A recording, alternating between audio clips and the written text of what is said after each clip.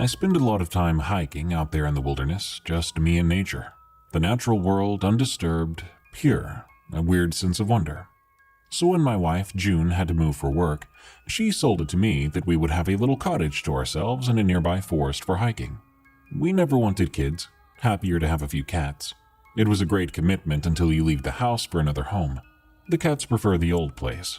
I'm not exactly proud to say we have left a trail of houses across the country with new owners having to put up with cats. After about 3 weeks, we're settled in and somewhat unpacked at the new place. The morning of, I was excited to head off into a new forest. June was excited for me. She could tell I was eager, made obvious by the silly grin on my face. I'd spent the night before packing, checking, double-checking, and checking again. She did the usual recall of must-have items. Water, food, first aid, all that stuff. I get the silent look as she nods to the closet. The gun. I always carry while hiking, just to be safe. She's never been a fan of guns, understandably, really. Then she asks, "Is the weather forecast good for the day's hike?" "Clear skies and mild winds," I told her, adding, "It isn't my first rodeo." With a smile, a little tradition we have. June never really liked hiking. She hates sweating, bugs, and way too much walking. It's not a bad hobby to have. She's probably glad that I'm not a drinker, gambler, or sports fanatic. I guessed she was hoping I would find a friend here that I could go hiking with, so she didn't have to come along. Kissing June goodbye before she headed to work, I set off in the car. It's about a 30-minute drive out of town up the local national park. I arrive well before noon and park. There are only a few cars there as I pull in. A family was unpacking their things for a picnic on the nearby benches. Some kids were running about the playground. I geared up, checking everything again. There was a small cabin by the car park. A park ranger who was outside smiled away, giving a few friendly waves. Just to the right of the cabin is a display board, showing the available routes, color-coded for the difficulty they offer. Each had an estimated time, terrain grading, elevation, wildlife that roamed the area, and waypoints for camping or facilities. I took a quick snap of it all with my phone, ensuring the picture was decent quality. I zoomed in and out to make sure I could read the map correctly. The park ranger offered me a map. I accepted it and thanked him. Then he asked, "First time here?" "Yep," I say. "Just moved into town. Been itching to head up here since we arrived." "Welcome," he says. "Have you much experience hiking?" "Yeah, I've been at it a few years." "Good to know. All I ask is you stick to the trails. We don't need anybody getting lost up here." "Will do. Have a good one," I say. "Have a good hike," smiles the park ranger as I head on in. I picked the most difficult-looking route. It had steep inclines, rough terrain, and the longest trek. It was estimated at a 6-hour round trip. I'm happy with that. Plus, that route gave me an opportunity to look down over the town and surrounding area. About 3 hours in, I stopped at one of the waypoints. There was a small camping area. No one was around, so I figured I was the first one up, or else it was just a quiet day for hikers. I used a restroom that was available, had a snack, and hydrated before heading on up the steepest part of the hike. I'd taken the songs of birds, random rustling of bushes as I go on. As I made it to a certain clearing, the one that allows you to look over the town, I paused for a bit. I took a picture and I sent it to June, writing a message with it that said, "Reached the top already. Piece of cake." I clicked send and waited for a reply. After a moment, there was no reply, so I assumed June was busy at work. I took another few pictures along the way, of streams and birds and places where the sun shone through the trees in a certain way. Picturesque, you could say. As I rounded the peak and began my descent, I spied a small break in the shrubbery. The sight of it was very tempting. No more than a few meters in, I tell myself, then right back out, never losing sight of the trail. I picked my way through, being cautious with my steps. The high grass and brambles made it a bit of a challenge, but I faced worse. I came to a point where the sun didn't touch. The density of the trees above wouldn't allow it. Then I felt a small wave of something. It was hard to describe, but it felt like entering a room, and you can't remember why you even went in there. I didn't feel like I was lost or confused, just unsettled. I was unsettled by the silence, too, because just before, There had been noises, but now there were no birds tweeting, no rustling. My mind goes to defense mode. There must be a predator nearby. Has to be. I flicked back through my memory of the display board. There weren't any real predators that it mentioned. The largest animals out here were listed as foxes. I fumbled my phone from my pocket. Still no sounds. I unlocked it and saw that I had a message from June. "Where are you?" I replied, "At the top." I pocketed my phone and turned to head back onto the trail. My head was on a swivel just to be sure. I made a quick mental map to where my gun was, left hip. I reached, to be sure, and for some reason it was on my right hip. That's weird, I muttered. It's strange because I'm left-handed. I paid no mind to it. As I meandered back onto the trail, a wind flew in at me, mild at first, which is to be expected. But it grew, and it grew fast. Small white flakes came in too. What? I asked myself. Snow? How? Before I could make it to the trail, a swirl of snow came spiraling in at me. Flaky at first, then heavy and relentless. I edged to the trail, now covered in knee-deep snow. The sky above was gray now and thick with clouds. Only a few minutes ago, a few puffs of cloud lazed through the sky. This doesn't make any sense, I thought. It's summer, my wife's month, June. I peered through silted eyes to my left and right. I knew the trail led back down to my right, but it was now blanketed in snow. How could this be? I kept wondering. It didn't make any sense. There was no reason for it. The wind and chill cut deep, and I moved back into the small break to shelter myself from the wind. It felt warmer in there. It was a weird contrast between howling white and warm greenery. So I decided to move farther back into the tree line. Before I knew it, it felt as if the wind and chill had abated, but the darkness still lingered. I figured it would be best to wait out this unexpected blizzard in a warm spot. I guessed it would be warmer even farther in, and it was. The high grass and brambles seemed easier to deal with. I glanced back as often as possible, keeping a close eye on the way out. Again, I checked for my gun. Left hip. Wait, no, it was the right hip. But why? I spotted a clearing up ahead. It was a little overcast, but had no snow. This was nonsensical. I moved on just to get a place with a better source of light. As I neared the clearing, it began to darken. There were a few flakes at first, but as I stepped into the clearing, the snow got heavier. What in the world is happening? I checked the weather before coming here, I thought. I saw a line of trees that veered to the right. I followed them, and the gray sky moved quickly into dark. It happened so fast, my eyes didn't even have time to adjust, like walking into a dark room. I looked back. More darkness. The pathway seemed thicker than it had been when I went through. My footfalls and breaks in the long grass weren't visible. I was freezing at this point, arms huddled around myself, teeth rattling. This was so weird. What was even weirder was the swirling snow that made no sound. Despite the speed of the wind, the tall trees around, too. There was no sound coming through. Nothing. I rounded into deeper grass and snow, and at a certain point, I can't be sure when, the fall of snow stopped. The wind died away, and I was left in an open space of white. Kind of. Until my eyes adjusted, and I saw what was ahead of me. A log cabin. A small mercy until I realized it was surrounded by a wire fence and barbed wire. Each corner post of the perimeter was higher than the fence and topped with floodlights. I could feel my face numbing to the cold, but the snow had stopped and the wind was gone, but the chilly air remained. What struck me as odd, besides the fenced-off cabin in the middle of the woods and the unexplained blizzard, was also the fact that I could not see my breath. It should have been coming in clouds, but it wasn't. The cabin sat about 100 meters inside the perimeter of the fence. I made my way closer, hand on my gun, not drawn, but glancing about. The cabin had a light on, a steady plume of smoke flowing from the chimney, and the door was open. Maybe someone had just stepped out to get some more wood for the fire.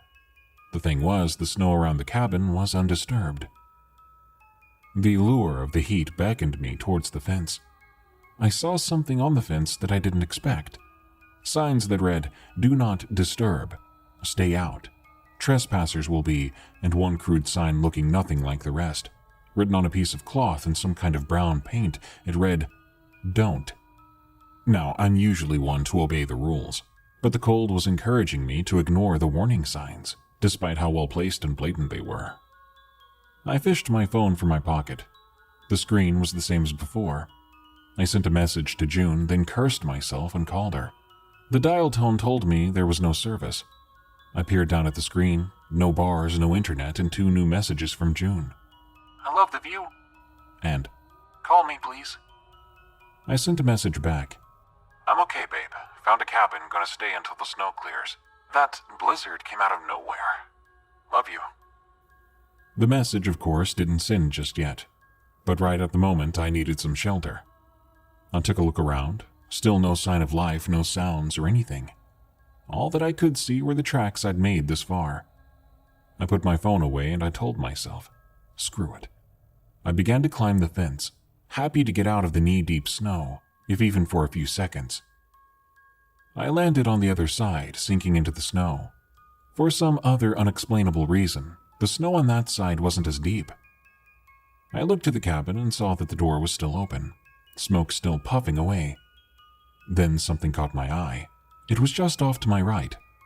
My hand flicked to my hip, then realized once again my gun was still on the wrong hip. What I saw sent a wave of fear up my spine. The perfect outline of a man facing me. All dark, unmoving, and extremely sinister. He was at the far corner opposite me, and to make things even creepier, he was on the snow, but not ankle deep in it like me. Hey, I called out, like an idiot. just looking for some shelter. He, or it, didn't respond. It just remained still. No matter what I did, I couldn't make out its face from there. No features at all. From this distance, its skin didn't look like skin, it looked more like leather. I made a sidestep toward the cabin, and that silhouette matched my movement. I paused, and so did it. I began to breathe rapidly. I stepped forward, and it mirrored my step again. Then I reached for my gun. I got a gun on me. I yelled out, an implied threat. The silhouette remained still, even without eyes that I couldn't see. I could feel it watching me. I stood still for a minute, and it did too. I took a slow step, and it did the same. I glanced over at the cabin, and back to its, owner? Guard? Whoever it was. I drew my gun then, pointing it at the ground, but making it obvious what I was doing. I'm gonna go on in. Still, nothing. I took another step towards the cabin, then a step back. It did it again. It really didn't want me to be in there, and I couldn't stay out here. I held the gun steady and slowly sidestepped again, then forward like an awkward chess piece. I estimated in about another 20 steps we would be face to face. I somehow began to sweat, pure anxiety and fear. I don't want any trouble. I screamed one last warning before I bolted for the door. It matched my pace stride for stride. As I neared the door, and as it neared me, I pointed the gun one-handed, waiting for it to come close enough. To my shock and delight, as I dove for the door, it slowed and stopped. Inside, I landed on my back, spun around, gun pointed shakily as I kicked at the door to close it. I saw something that made me scream. The thing outside was now joined by exact copies of itself. There were about 4 more of them huddled in behind it. I jumped forward as the door slammed shut. I pressed against it and swung the extra latch into place. My breathing began to slow as I felt a tiny piece of calmness and safety. I glanced out the window, but due to the brightness of the interior of the cabin, I had to cup my hands around my eyes to get a good look. I couldn't help but feel that they might come towards the window and smash it, then try to pull me out. I braved it anyway, and what I saw through the glass was unsettling. They were lined up in front of the cabin, perfectly spaced out, and perfectly still. I backed away from the window, turning to take in my surroundings. A basic cabin, in a sense.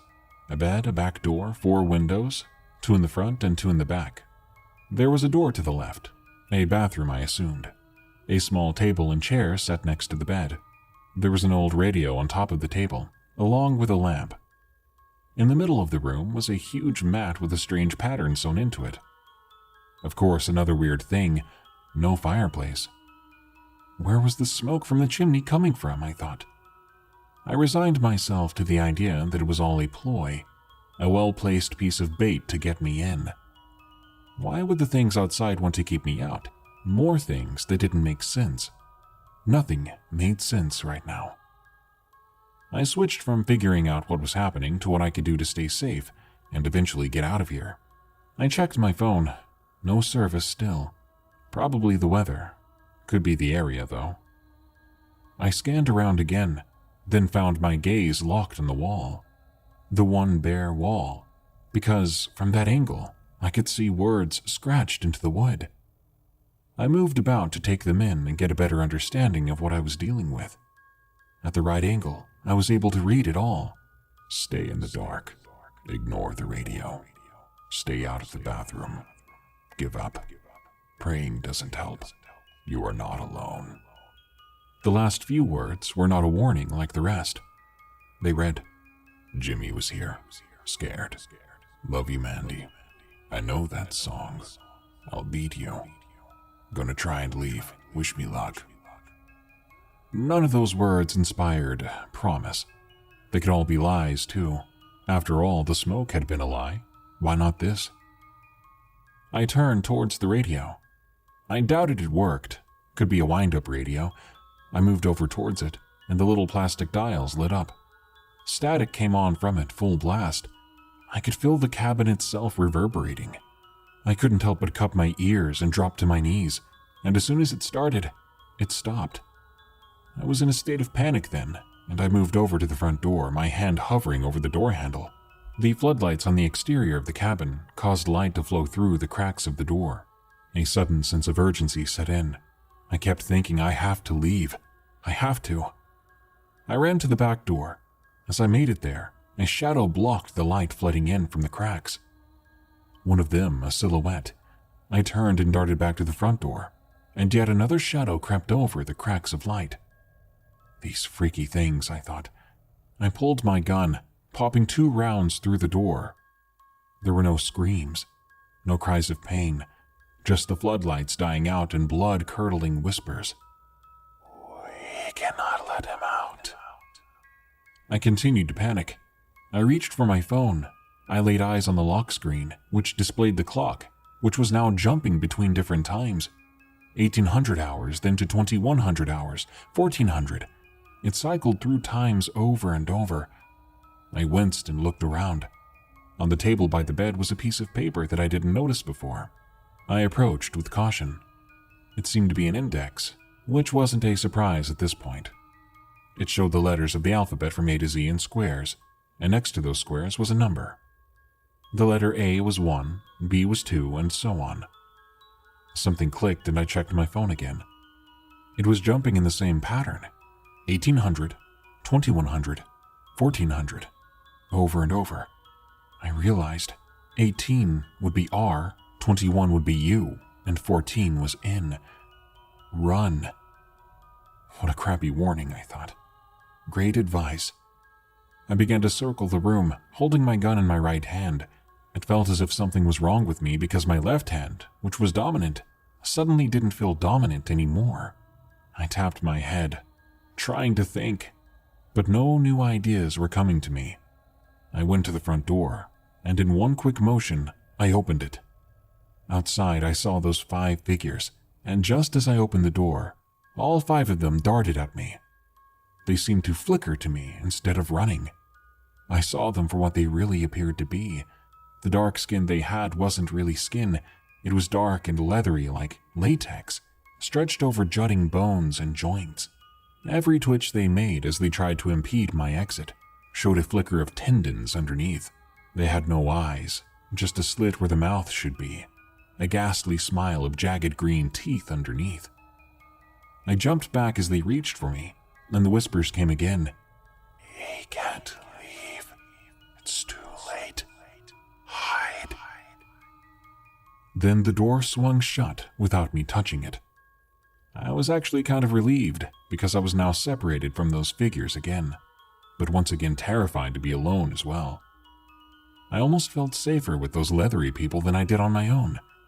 Why was that? Did they reach to kill me or reach to save me? The radio started up again, even louder than before. I felt every pulse of that static. There was a message this time coming through. I could hear the words, "mine," a break, followed by, "now." I was staring at the radio in. I had been kneeling on the mat on the floor when the mat suddenly began to move.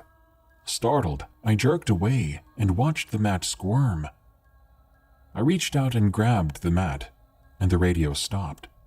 I pulled it back. Below it on the wooden floor was a perfectly shaped 8x4 rectangle, a sort of trap door. Then something hits it from below. I scurried back, finding myself by the bathroom door. I reach out and pull the handle down and flounder my way inside the bathroom. The bathroom was bright. I shut the door and waited. I could hear the sound of a heavy slam of wood and something rattling about. My mind went into overdrive. He can't leave. Was that message for me? At this point, I felt as if I was going insane. I got up and checked my gun. I checked the bullets, counted them. There were 12. Outside had gone silent. I breathed heavily, bracing myself. I heaved in a big breath and jumped back into the room, opening the bathroom door. There was nothing that had changed. The lamplight was still working. I looked around once more, my eyes drawn to the wall of warnings. Then I looked back to the flipped-back mat. The gaping hole in the wooden floor flipped back. The trapdoor had been opened, and there was now soil scattered about. Suddenly, I hear a meow. There's a cat at my feet, swirling between my legs. I recognize it right away. A cat from my first house with June. It couldn't be. I knelt down and scooped him up. One arm holding Luna, the other my right hand wielding my gun, I walked about the room as the cat squirmed and hissed. Whispers outside came again, repeating the message that I could not leave. I did my best to keep my wits about me, trailing the gun from corner to corner, as I looked to the message on the wall, which had somehow disappeared, no matter which angle I looked at. Then I heard another whisper. "You're not alone." This had come from inside the cabin. Quickly, I scanned the room as I moved closer to the front door. I looked side to side, up and down. I peered at the gaping hole in the floor, but I still didn't know where the whisper had come from. Luna hissed again, and I tried to calm her. I needed to focus to make sure nothing attacked us. But then I lay eyes on it.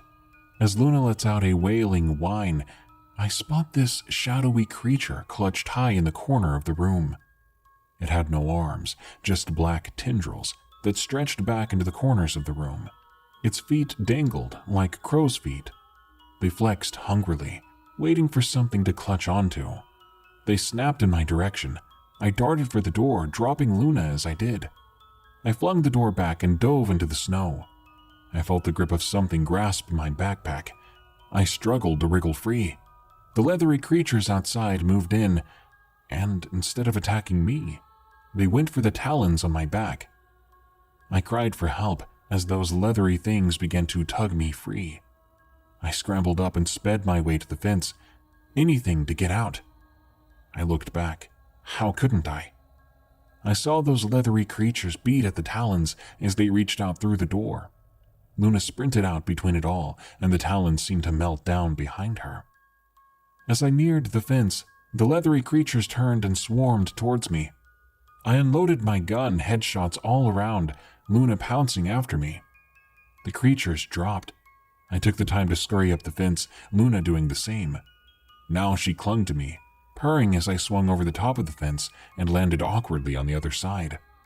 I got up with Luna clutched in my arm, and the gun pointed at the bodies of the leathery creatures as they floated upright to their feet. All at once they rushed the fence, teeth bared, whispering, "He escaped." To my surprise and relief, they didn't pursue me past the fence as I staggered away backwards, my gun still raised. I turned and hobbled my way back, the wind and snow howling at me.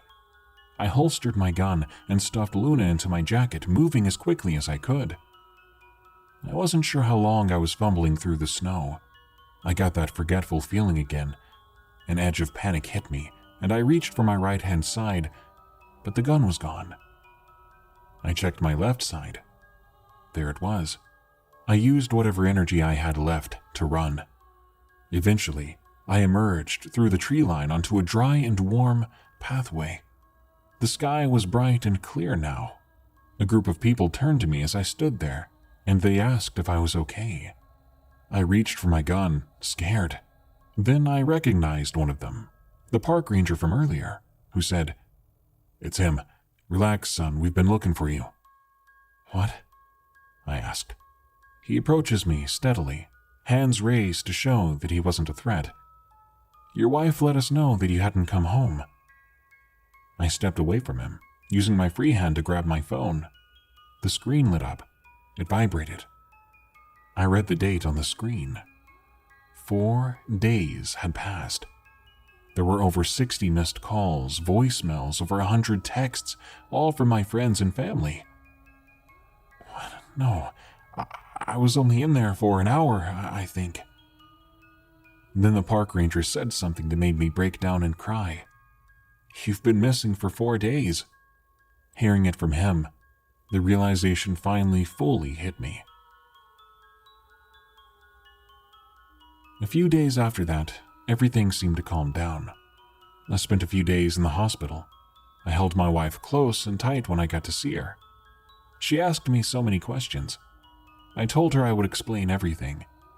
She smiled when I showed her Luna. She was understandably baffled, telling me there was no chance that was actually Luna. I think she just went along with it though, as it may have been the only thing that got me through it all. On my last day in the hospital with Luna on my lap, June listened on as I told the sheriff about how I spent a day or two, maybe, in a small hollowed-out tree, how I rationed my food, how I attempted to kill small animals with my gun. It was the best explanation I could come up with to explain all the bullets being used. The sheriff nodded along, poking a few holes in my lies when he asked how I managed to stay so clean and well-shaven in 4 days' worth of being lost. I played the confusion card in those moments.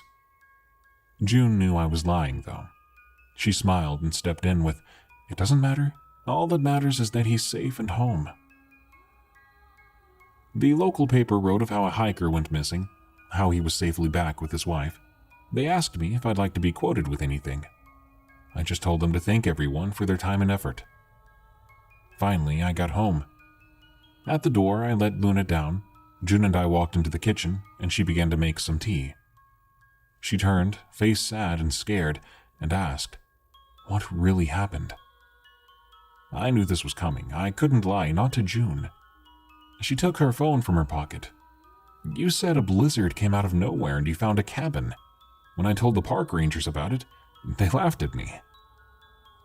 I was confused, I lied. I had to.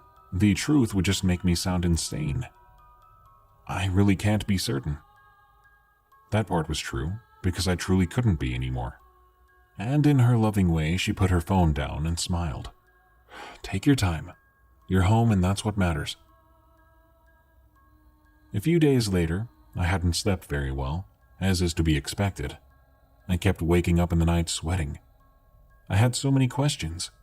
Those things, the leathery creatures, they wanted me to stay out, but once I was inside, they didn't want me to leave. And that thing that came from the floor, they beat it back. They saved me, didn't they? About a week after it all happened, I was pacing the living room one day as June was asleep in bed. Luna sat by the window.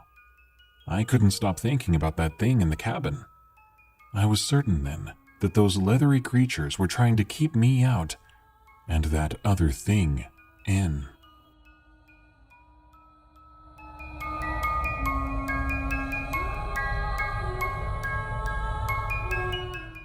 Back in 2016, I had an experience that truly scarred me for life.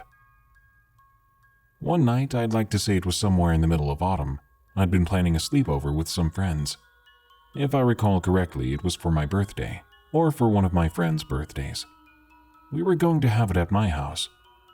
The day before the sleepover, I spent all day making sure everything in my house was clean and neat for my friends. When I was outside sweeping the deck, I looked at the miles of forest ahead of me. Then I got an idea. I thought it'd be a fun idea for all of us to explore the woods behind my house during the day. So that day came and I was waiting by the front door for the other girls to arrive. I waited for probably 5 minutes before Caitlin's mom drove into our driveway. I instantly ran up and hugged Caitlin, excitedly telling her about my plan for us to go into the woods. She happily agreed, and we went inside waiting for the others. Before long, the other two arrived. We were all sitting on the couch then. First off, we watched a movie and did some karaoke. Probably normal for us being 13-year-olds home alone.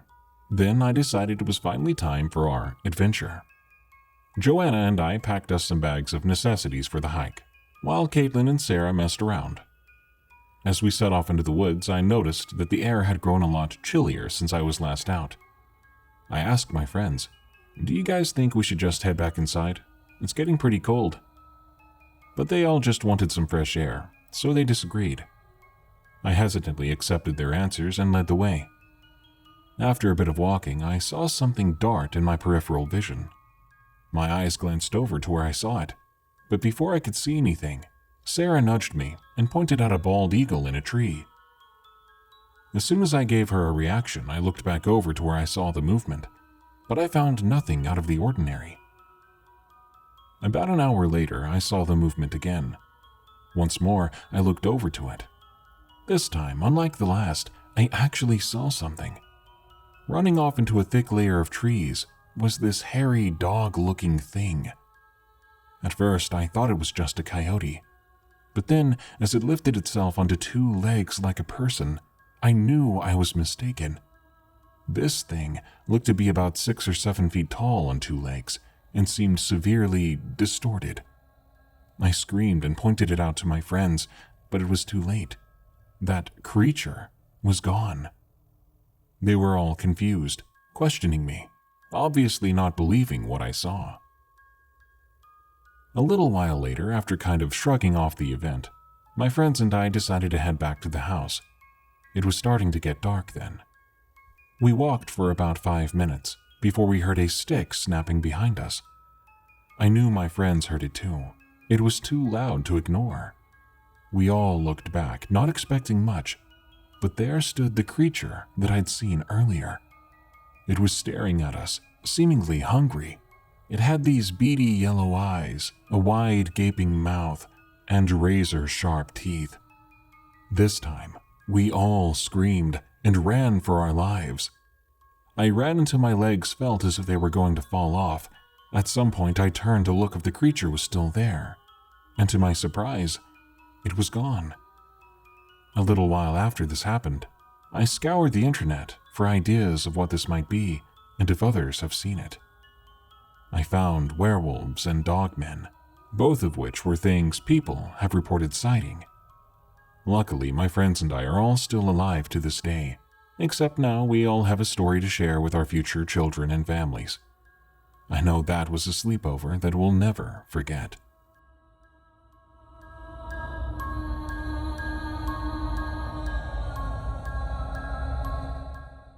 I saw something I can't explain while driving to my sister after having her first baby. This is what happened. It was a Friday night, and I had just finished a bad week at work, so I just wanted to sit on the couch and chill. My phone rang, and I saw it was my mom. Hi, Angie's in the hospital. I cut my mom off thinking something was wrong with Angie, so I answered, "Are she and the baby all right?" After a loud sigh coming from the other end, my mom continued, If you'd let me finish, you would know that she's in labor right now, so it'd be nice if you could come to the hospital. "Oh, okay, Mom, just tell me which hospital and I'll come straight away." Right away she told me which hospital it was. Quickly I put on my jacket, got in my car, and started the 90-minute drive to the hospital. Luckily, it wasn't that busy on the road, but I did come across a detour sign, so I was forced to take a longer route. This route took me through a long country road. No tarmac to be seen for miles, but there were a few beautiful houses and trees. I drove for about 10 minutes on this country road when I heard what sounded like someone screaming. I stopped my car and I began to look around, trying to see where the scream came from. However, the sound was gone now. I got out of my car and walked towards the tree line. When I was about a foot away from the trees, the scream came again. I called out, "Hello? Hello? Are you okay? Do you need help?" And immediately the scream came again. I began to run in the direction of the scream until the scream was so loud that I stopped to look around. Still, I did not see anyone or anything making the noise. All I saw were trees and bushes. I wanted to walk back to my car when I heard a different sound. "I would run." A voice and a terrifying message. Of course, I did exactly as it said, and I hightailed it back to my car. On my way back, I heard something following me, keeping pace with me. I grabbed my car keys, and when I saw my car in the distance, I pressed the unlock button. When I was at the car, immediately I opened the door, got in, and slammed the door shut, quickly locking it. I took a look at the tree line nearby, and I saw something standing between the trees. Glowing yellow eyes, rotting skin, bones that could be seen through that skin. The look of this creature sent chills down my spine, so I quickly started the car and floored it. The road was full of bumps, but I didn't care. All I wanted to do was to get away from that thing. After about half an hour, I finally hit tarmac again. I was so happy that I was on the highway. When I reached the hospital, my niece was born already, and of course I got to hold her. When it was time to go back home, I told my mom I'd like to spend the night at their place. I did not want to come across that thing again when driving home at night.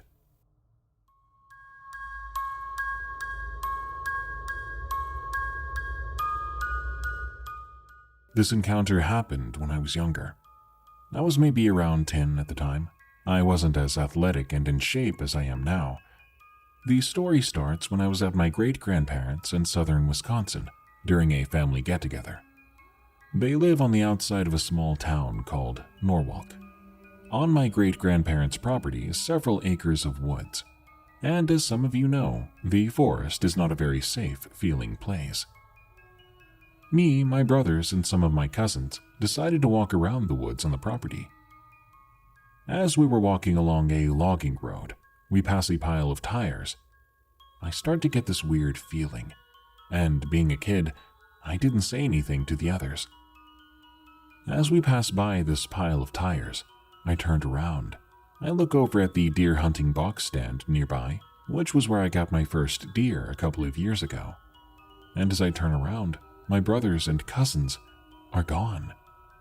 Confused, I walk up the hill, still on the logging road. I reach the top of the hill. I wanted to get a good view to see if I could find my siblings and cousins.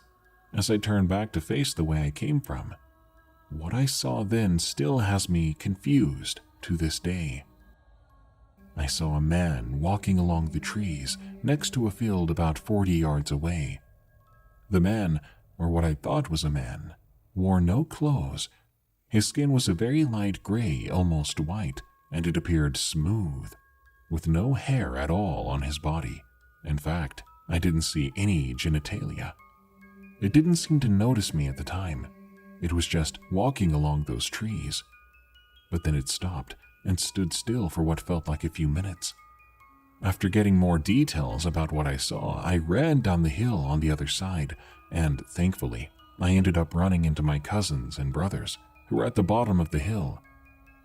Being me, I didn't say anything to them. I'm now 17, turning 18 in September.